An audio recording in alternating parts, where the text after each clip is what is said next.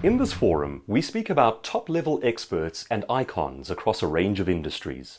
Very few icons have lasted as long as Sir David Attenborough. You possibly know who he is. He's the man who makes nature documentaries like Blue Planet, Life on Earth, and you'd possibly recognize his voice as well. You often hear him saying things like, "And the penguin moves across the ice to meet his mate." Sir David Attenborough started his work in the 1950s, and in the 50s was renowned for what he did.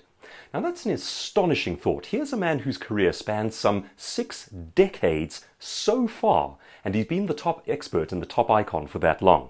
Now here's the part that I'd like to focus on, and I write about this in What Makes Them Great. Let's say that looking at the 1960s, David Attenborough had become comfortable with the equipment he'd used 10 years ago in the 50s.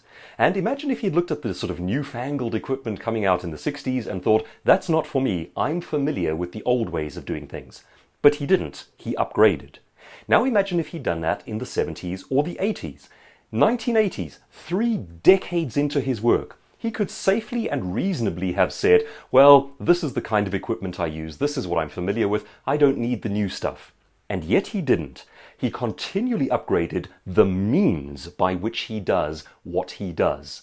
And today he's using things like satellites, drones, high-definition underwater cameras and submersibles, and his work is benefiting immensely from it.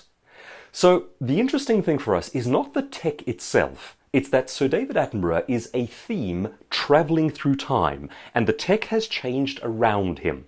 He has not gotten hung up on the tech, it's not about the tech, but he also hasn't allowed himself to become defunct by not keeping up to date with the tech.